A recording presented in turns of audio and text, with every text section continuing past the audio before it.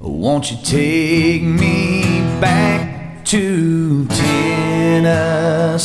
The award-winning Tennessee WildCast is on the air with the latest info about hunting, fishing, boating, wildlife watching, and all things outdoors. This year, we celebrate the men and women of the TWRA responsible for 75 years of wildlife conservation. Now make welcome your host, Jason Harmon. Hello, everybody, and welcome to this edition of Tennessee WildCast. We're glad you're tuning in. Thanks for watching. Thanks for listening. It's another great show for you today, and it's the 400th episode. Can you believe that, Jason? 400. 400. Wow. It's hard to believe that we've done 400 of these. I know. It's crazy. It's been a long, fun ride. It has. We're going to keep going. Yeah, that's right. Only the beginning. That's the voice of Don King right there, and I appreciate him helping me co-host today. Sure. It's just me and him today. We're going to cover a few things and have a fun conversation, but we're glad y'all are out there listening and joining us. So yeah. Hey, you mentioned the 400th show, and we can't think about our Wildcast without mentioning Doug Markham. I mean, he was the brainchild behind a lot of the things here at TWRA communications wise years gone by, and you worked under Doug, and you guys kind of came up with the overall concept of Wildcast, and we've tweaked it here and there along the way, but gosh, I mean, Doug had for years, I'm thinking like 15, maybe close to 20 years of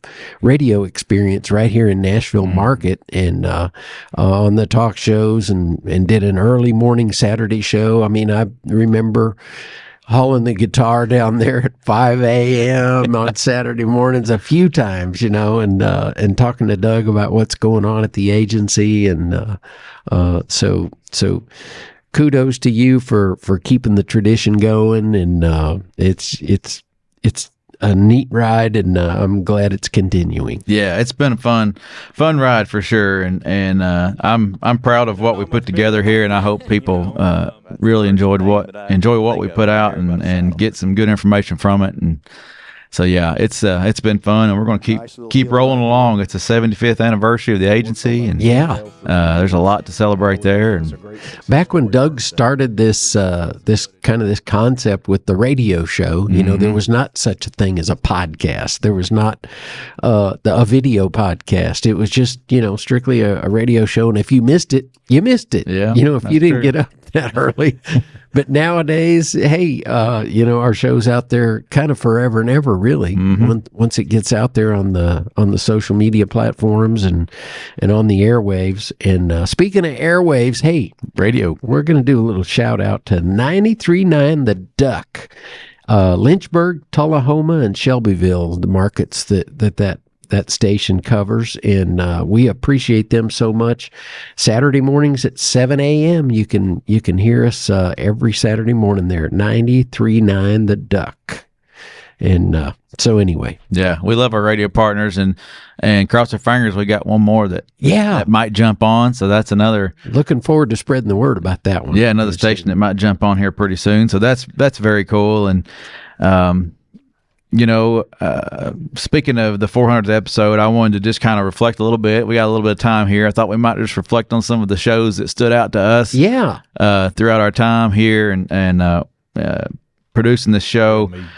You mentioned earlier a few directors and commissioners that we've had on. Yeah. We can't forget about those guys. We had that on Director Carter on for the first episode.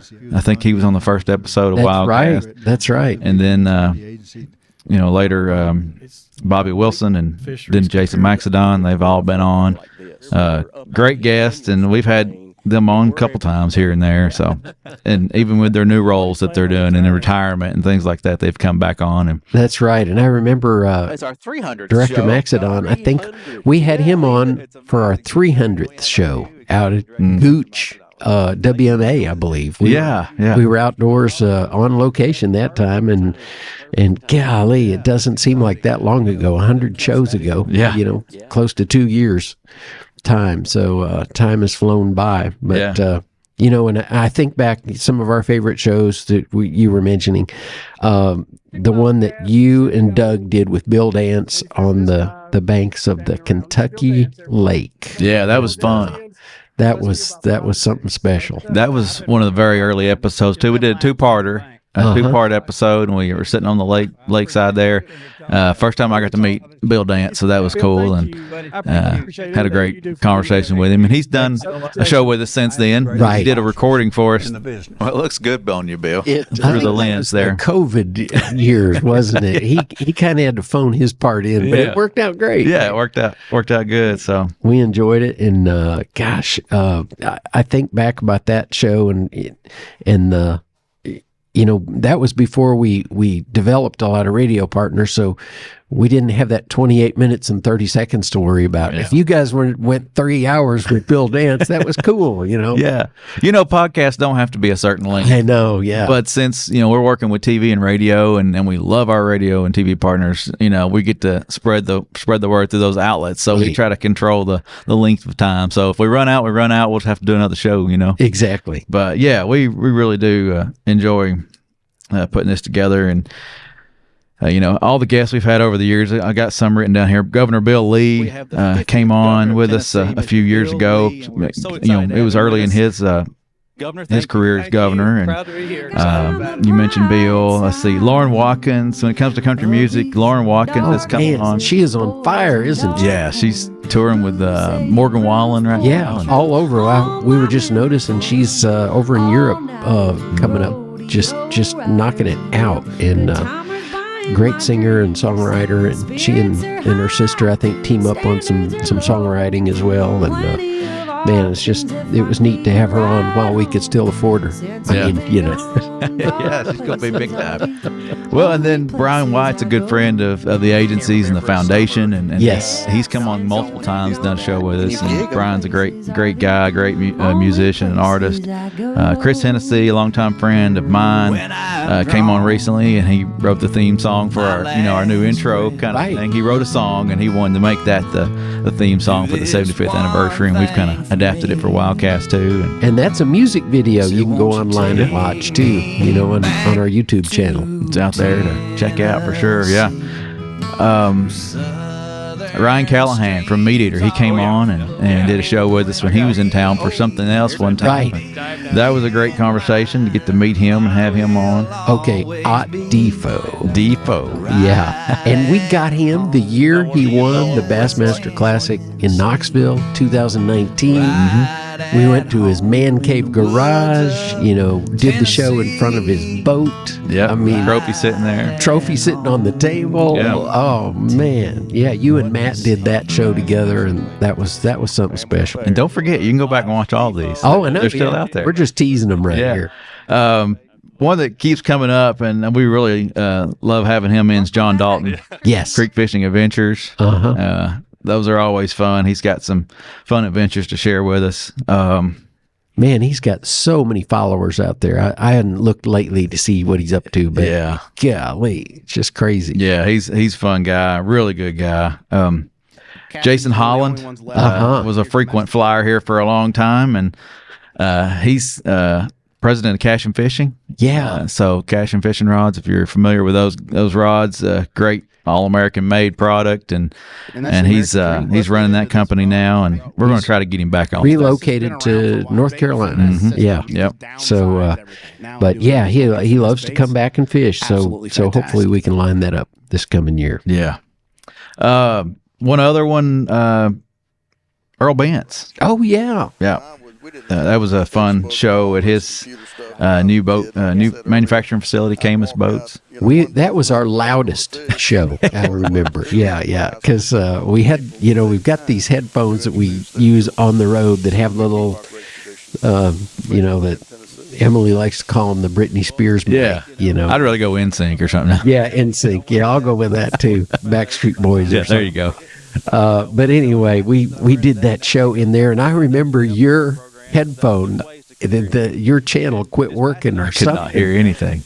Jason was standing on the other end. I was standing between Jason and Earl Yeah. Bentz, and we were in his factory. They were building boats right behind us. There's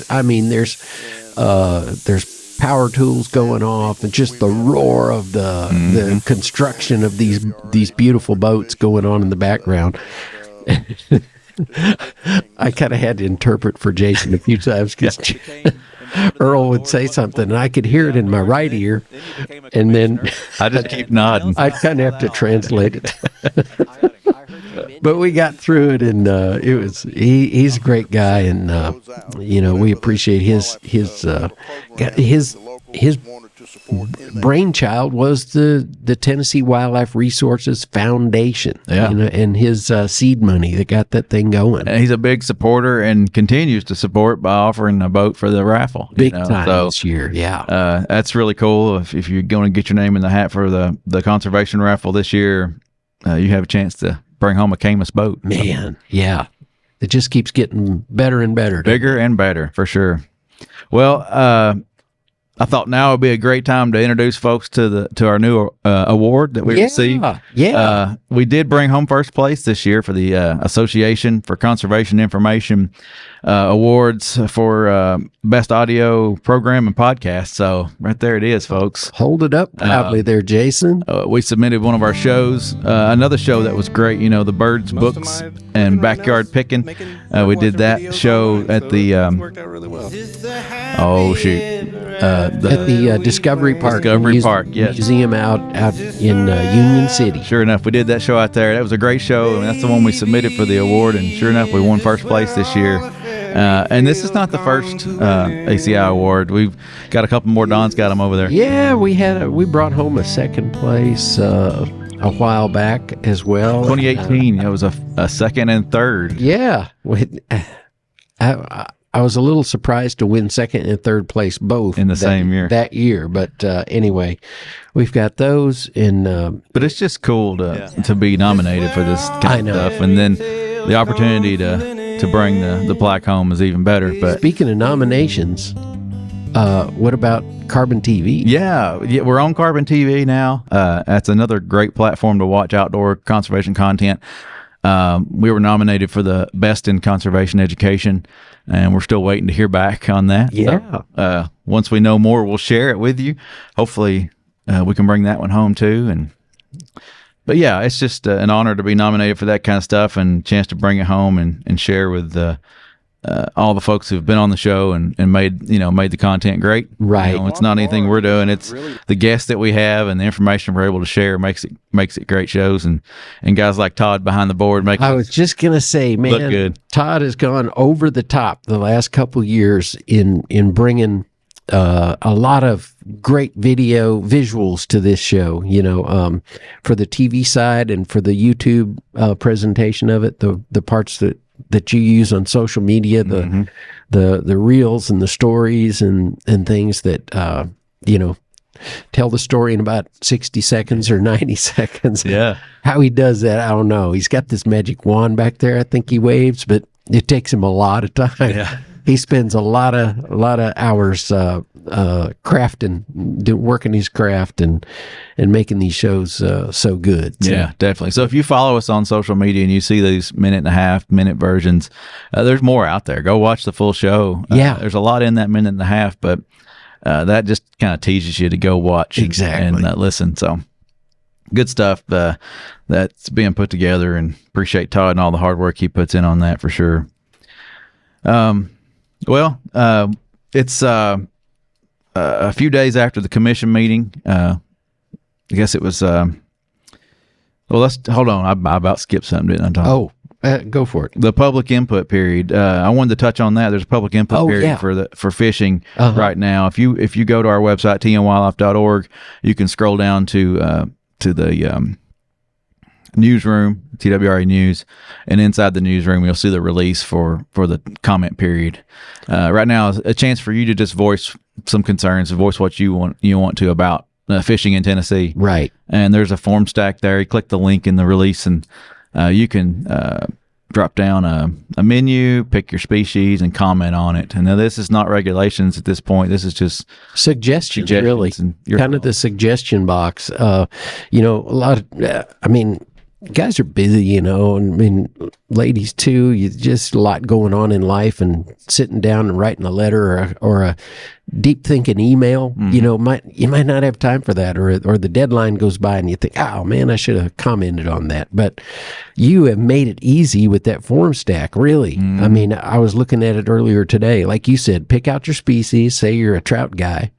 You know, you drop down to trout, and then you just put your comment right below it. And then if you got something about bass or smallmouth, whatever, same kind of thing. And I guarantee you, and then all that gets collated into a big spreadsheet that all the experts look at, and you know, they pay attention to that stuff, don't they, Jason? Yeah, definitely. It's it doesn't go unseen. It's reviewed and looked at and considered for when they put their proposals out there for the next year.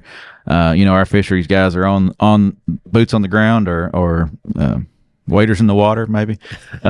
You know, getting the data and doing the reports and doing the studies, and they come back with those recommendations. But they also look at some of the public input to see where that falls. But yeah, make your comments now, and then come September for the commission meeting, they'll be rolling out some some proposals. Right? So yeah, so just be ready for that, and we appreciate that input. And then you can comment on the proposals once those are out. Yeah, have another form out there for you to do that. So, but speaking of commission meetings, we're on the tail end of one, and we're on the heels, whatever the phrase is, and just wanted to highlight some of that for you. If you didn't get to go or didn't get to tune in online, it's still out there, so you can go watch the meeting. I didn't get to attend. Like normal, this is the first one I've missed in a long time. But anyway, I wasn't able to attend. We had a vacation scheduled and conflict. But anyway, I was able to watch, you know, go online, watch the whole thing. Yeah. Hey, thanks to Farm Bureau there in Columbia for great hosts, weren't they? Great facility there. The headquarters for Tennessee Farm Bureau, and great room. Yeah, had some great internet, so we had a great feed for folks to watch at home, and we're spoiled after that one. Yeah, it was a good meeting spot. So, but we just thought we would cover some of the highlights here, some of the top things that were covered, and then you can go back and get all the details on those, and you know. Hey, speaking of meetings, though, I'd just like to toss in an encouragement if the TFWC Fish and Wildlife Commission comes to your town or somewhere close by, and you want to just come check out the proceedings, even if you don't have a comment or whatever. It's an interesting meeting to take in sometime. You know, we have them during the day. Typically the first day starts at 1:00 and goes the rest of the afternoon. And then the next morning, typically the Friday, we start at 9 and, you know, done by 11 or so. And it's interesting. I think you'd enjoy being there and seeing what all goes on. But like you said, Jason, I mean, even if you can't make it in person, every meeting is out there. You can go back and review or see upcoming meetings as they get posted. Exactly. While I'm pulling this up, I don't want to read out what's online. Will you hit that top point there? So we had some highlights on private lands stuff going on. Let's see, private land. Oh yeah, private lands and sharecrop program update. David Lohman, private lands habitat biologist, did that presentation and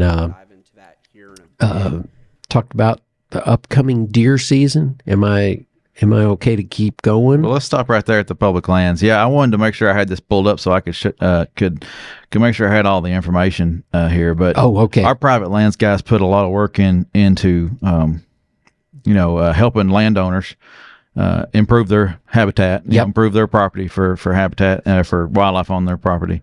And we've got some great people across the state, and those that work for us directly with us. Chris Hunter is in Region 1, Clint Borham's Region 2, Richard Underwood is in Region 3, and Stephen Thomas in 4. But, David Lohman was there at the meeting, and he presented, his expertise and kind of what he does. And from what I gathered, he's very good with prescribed fire. And but he just highlighted some of the programs, some of the tools, some of the people that you can reach out to, to improve your property. And as a for wildlife. reminder, 95% of the land in Tennessee is privately owned. So Yep. we can only manage and increase the habitat on so much of it, or the parts that we can control. So, but there's so many landowners out there that have really come around to a lot of these techniques and really wanting to enhance their property for wildlife. And they may be interested in one species, but once they impact one species, it helps everything. Virtually. So so it's a pretty amazing program. So tnwildlife.org. Once you're there, click on the wildlife or the hunting tab, and then it'll take you to that page. Then you can click on habitat management, private lands management assistance is also there. But yeah, check that out. Find somebody in your neck of the woods if you want some assistance on your property. Yeah, deer season. So we covered the upcoming deer season. Just kind of to reiterate the new harvest management units. Hey, you know what? We've covered There's that. a podcast on that, isn't there? We have really covered that a lot here on the show. Mark and Sonia were on, Yep. and you guys did a great job of going into detail about all that. Thank you. So go back and watch that show. Go back and listen to the commission meeting on that. But there are some changes this year, but it's not that complicated. Nope. If you just read the guide, it's very clear. What seasons are open, what areas are open, how many deer you can take in a certain area, et cetera, et cetera, Right. et cetera. So don't just go off a memory of what happened last year. Because you won't be right. Yeah. In some cases, you will not be right. So then let's see, what else did we discuss? Black bears in Gatlinburg. This is the time of year when bears are active and getting into trash or visiting the city of Gatlinburg. Right. We just wanted to remind people of the Proclamation 2415 prohibiting the feeding of black bears in Gatlinburg, and this was established in 2000, so it's not new. It's been out there for a while, but we wanted to do this presentation to remind everyone and to show a renewed commitment for the TWRA and the city of Gatlinburg to enforce this proclamation, because there's been bears active and been in the news here lately. I'm sure you've seen it, but Everybody wants to see a bear too, especially when you're on vacation in the Smokies. Right. Oh man, if I could see a bear. And a lot of people try to encourage that, by trying to feed them or intentionally feeding. But Yeah. I mean, with this, it's the unintentional, feeding. It's leaving the garbage unsecure, right. and leaving food out, which then attracts the bear, and it's unintentional. But a notice, you give a notice on this, and then we're hammering down, going to lock down on some of this. Thing of it is, it's a constant education period for all the folks coming, because they're maybe there one weekend every year or every couple years, and it's hard to just keep singing the same old song. But we're singing the same old song, and the city is really getting serious, like you said, about making sure that people comply. Yeah. So if you're in Gatlinburg or in the area there, Sevierville, Pigeon Forge area, lock the trash. If you see a can that's not locked, lock it for them. Don't leave food out, especially not on your porch there, at your cabin or something like that. Make sure you put it away. We just recently did a video, a quick clip to encourage people to do just that. And it's amazing to see how many bears know how to open a car door now. They can, and once they get in, that door closes, the car is trashed. Yeah. You just you buy a new car. That's one of the signs. You lock it, secure it, and put it away. So like your bird feeders, put your bird feeders up certain times of the year. Right. Your trash, latch it. Your car, lock it. Secure it. And anyway, it's important. It is. So there were a few revisions to Proclamations 2416, 2417. Or actually, those were the proclamations. The revision was being done to 24.6 and 2407. There was nothing changed there. It was just the wording was misprinted or typed wrong, or it said sunset versus sunrise or something like that. I can't remember the exact issues on some of those, but those are just housekeeping issues, I think. Housekeeping, yeah. Nothing was changed. Still the same hunting seasons this year, trapping, etc. But just wanted to clear that up in the proclamation. Yeah. Budget committee met, and the FY26 budget requests and the FY25 budget expansions were passed. So you can read up on those or watch and learn more about the budgets there. Don, do you want to share something? Yeah, a little bit. Just real basic stuff. There's a slide that Frank Fisk put up on the screen during the meeting that just kind of gives you a breakdown on where our funds come from. 44% of the wildlife funding comes from license sales, and 33% comes from federal reimbursement, and that would be Pittman Robinson. Yes, PR coming from ammunition, firearms, outdoor equipment, all the things that the outdoor stores pay an excise tax on that eventually comes back to our state based on the number of licenses we sell. And then on the boating side, 51% comes from boating registration, 51% of our funding.